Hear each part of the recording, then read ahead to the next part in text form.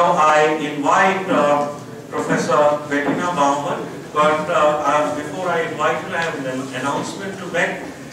ये किताब being different, सब लोग अब बातचीत से ये पता लग रहा है कि कितनी seminal book है, तो we cannot remain indifferent to this book. Professor Bettina.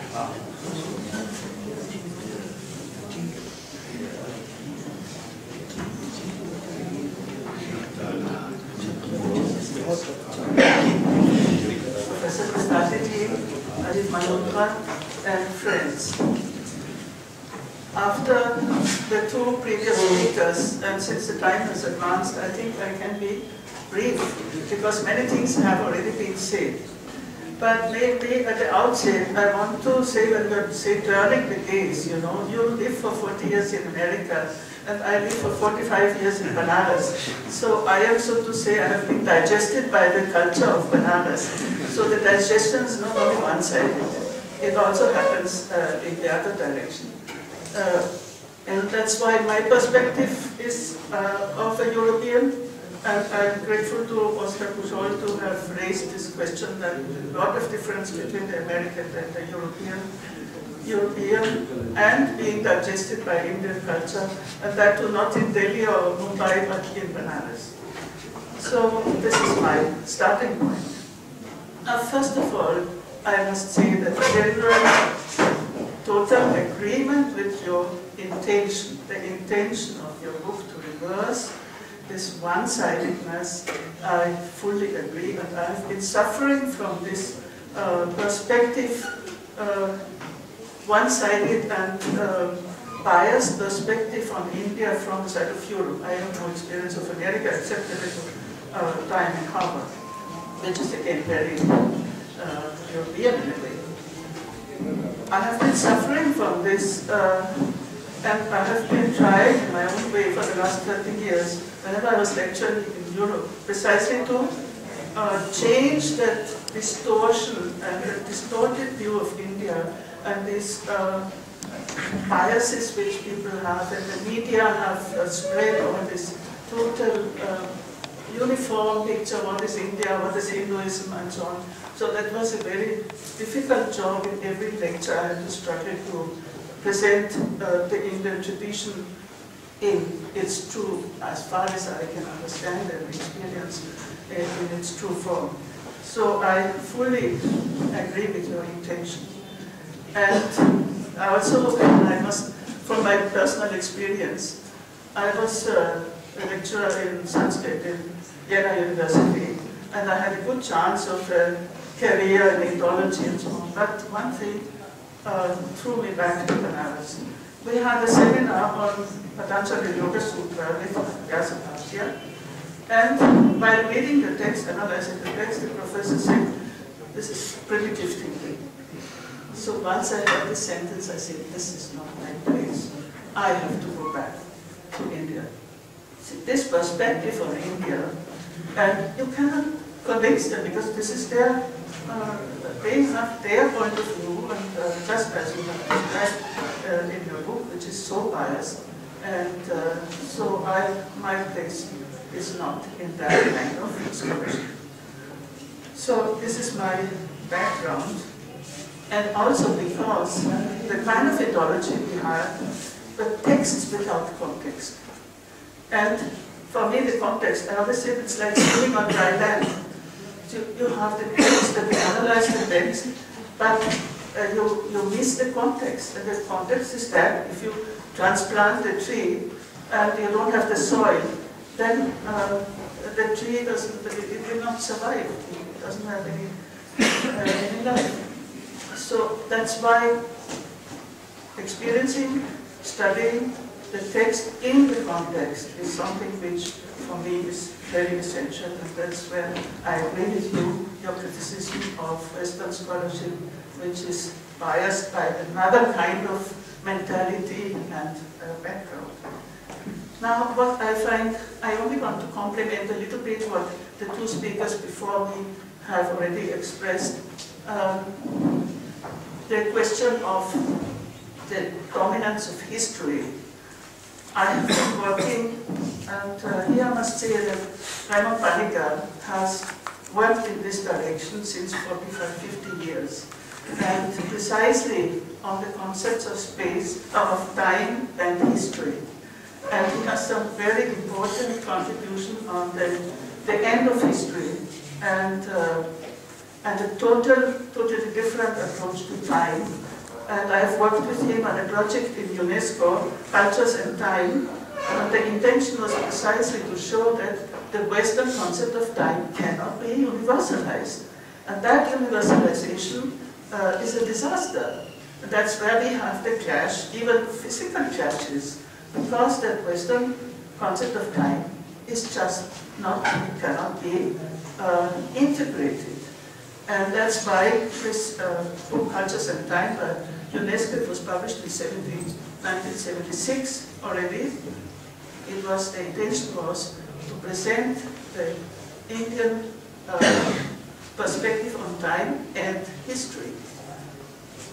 Now, Panika, again, he had a great contribution, and I think, unfortunately, he's better known in Europe nowadays than in India, because exactly his work has contributed to what you are intending, Rajiv, to reverse the gaze and to insert the Indian or the Dharmic view into the Western discourse. I have seen this because I have been present at conferences on philosophy from the 60s, early 60s, where he was the only Indian, he was the only one who presented, and there were great philosophers, great theologians of the time, and he was the only one who inserted that Indian perspective, reversal of perspective. And that was, I must say, it was a great merit of Panika. So he spoke of the end of history and the myth of history, because for him also myth was not, as Oscar said, something unreal, but it was the archetype which has much deeper layers of understanding reality than a linear concept of history. And another concept which comes also in your book, which also Panika has developed even into a book which it came out of his study of the Vedas, that is cosmotheandric.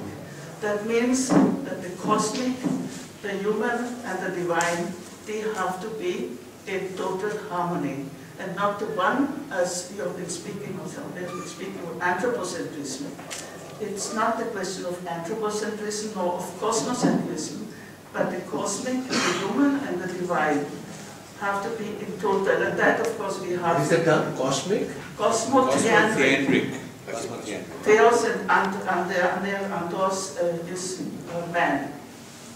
And this came, of course, out of the Vedic concept of Adibhuta, Adidaiva, and so on, Adhyatma. Yeah. So this, and there is a whole book on this. So here again, Panika has presented the dharmic worldview in the wider context, on the other side, universalizing the Indian or the dharmic worldview to make it acceptable in Western discourse. So one has to recognize his contribution. Now, I only want to make a few points because a lot has been said, and I agree with many things which Oscar Pujol has said, and I don't need to repeat that. Being different, for me, does not mean only East and West, or the dharmic and the historical religions, or whatever you call them. But we have to recognize and, as I say, not tolerate but respect also the differences within the dharmic universe and within the Judeo-Christian universe. We cannot make it into one single khichdi. And I think this is very important because within the dharmic there are so many differences. And we have to respect those differences also. I'll give you an example. I was in International Seminar on Ontology East and West, Swami Dayananda Saraswati, a very famous Vedantic scholar and guru, his book on Vedanta, after which I spoke on Kashmir Shaivism or Prativigyan. After my lecture, he said, it's all the same. I said, Swamiji, I don't believe it's all the same. Because why did Abhinav Gupta say something else in Shankara? And so I think this attitude, which sometimes is with the Vedanta especially, it's all the same. It is as dangerous as the other thinking it's all the same. So I think the differences within the Indian traditions, always plural, have to be respected and have to be acknowledged. And even when they speak of the untranslatability of Sanskrit terms, recently we had a discussion, it was in the Sanskrit conference, that the word Dharma itself, in different traditions, it has different implications. Then somebody said, no, you cannot use it. For example, I've made a study of Mahima Dharma. It is a Orissa local and tradition which is not of Sanskrit, Sanskrit based, but on Oriya. And they use Dharma in a different way. But you cannot deny, they are not based on the Veda, they are not based, they are rejecting priests, temples and everything. But they call it Dharma. So the multiple meanings of the same term have to be also respected. So there's not a unified Dharma. And of course the Buddhists and the Jains, they also not agree that Dharma is all the same. So this respecting the differences also within the Western tradition, I would say. And I understand your point of view because you have to make a very strong point. So you put them somehow in one cover. But as Pastor Pujol said, when you come to Europe, there's much more differentiation. You cannot put it all in one pot. And you have to differentiate both philosophically and from the different traditions, which are still there in spite of modernization, in spite of enlightenment and so on. So respecting those differences, I think that should be also implied in your title and in your intention of not tolerating but respecting. Now, the problem of translation of Sanskrit terms, I think all of us who are engaged in this field feel the burden and the difficulty, because on the one hand, if you leave the terms untranslated, of course, Zakir ka sakte hain, that would say, that's okay. But there must be also a communication. So the moment you try to communicate, you have to use some terms from the Western philosophical tradition, because these are the terms which come from Latin or Greek or English or German, whatever it may be. And then you have to say that this is the difference. You may translate something with a term which has a history in the Western discourse, but then you explain the difference.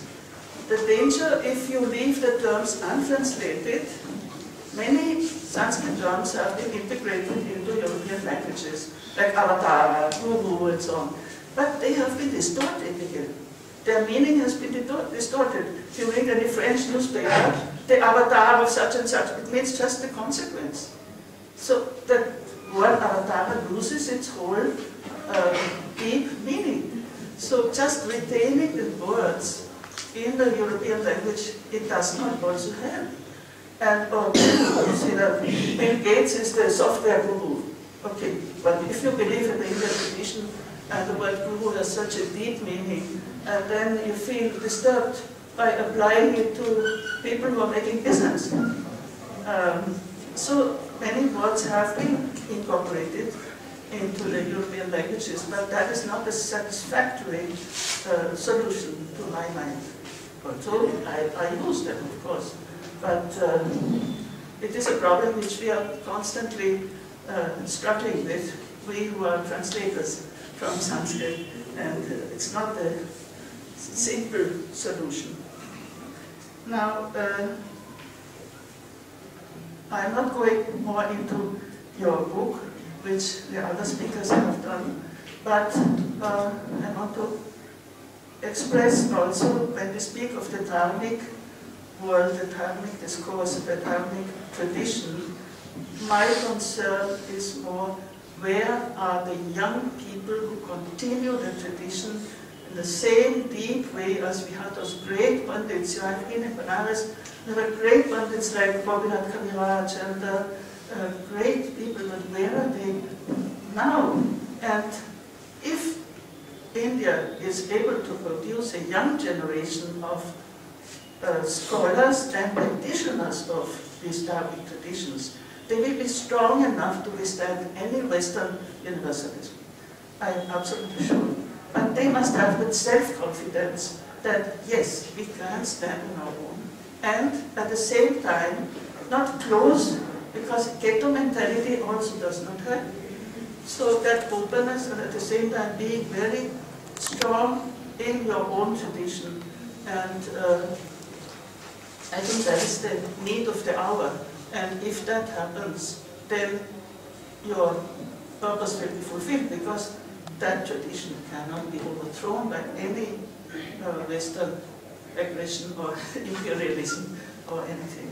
So that is my greatest concern, which I hope your book also provokes, and I hope it will provoke many more to think about their own tradition. Thank you.